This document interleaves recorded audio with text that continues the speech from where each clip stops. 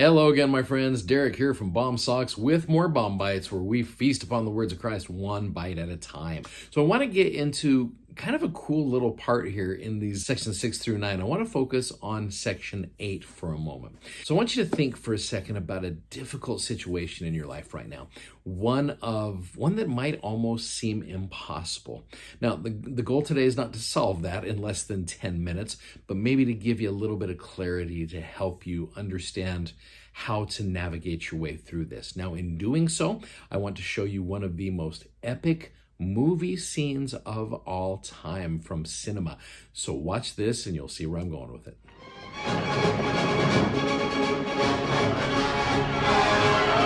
Was it because there were no graves in Egypt that you took us away to die in the wilderness? Why did we die? Fear not! Stand still and see the salvation of the Lord.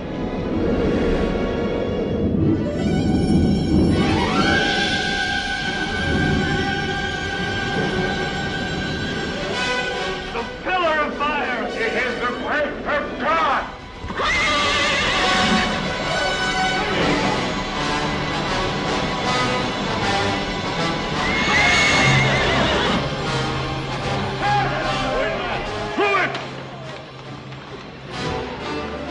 No, Great One!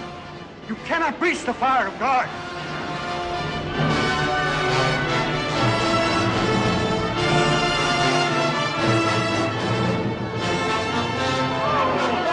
Gather your families and your flocks. We must go with all speed. Go where?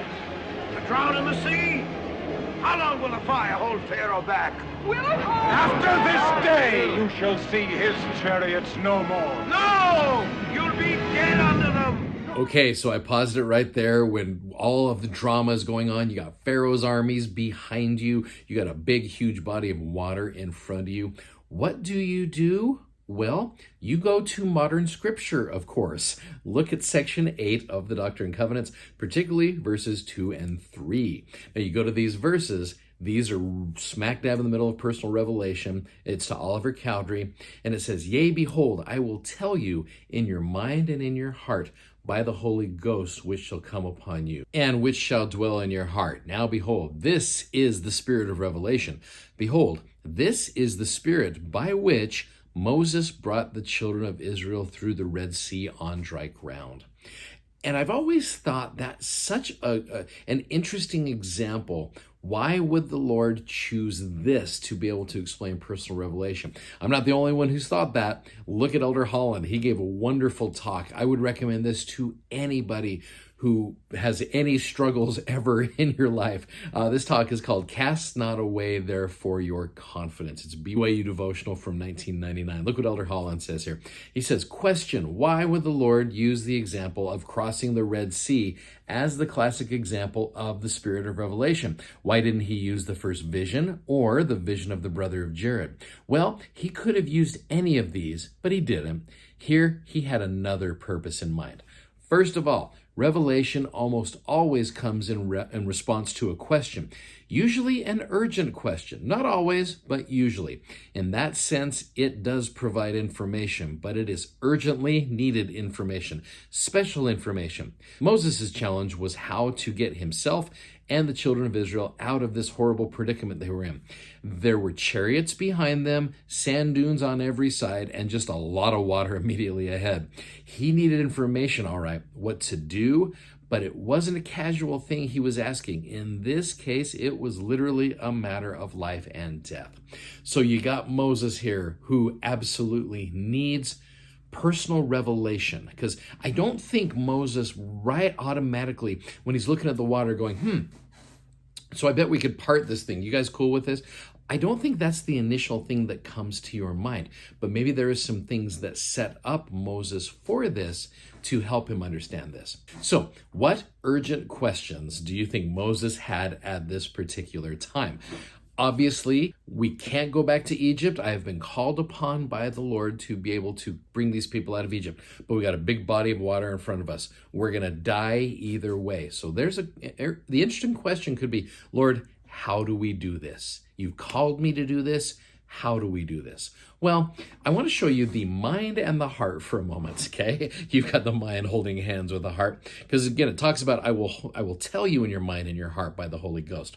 So what does the mind represent and symbolize? Well, the mind is the cognitive and rational facet of a person.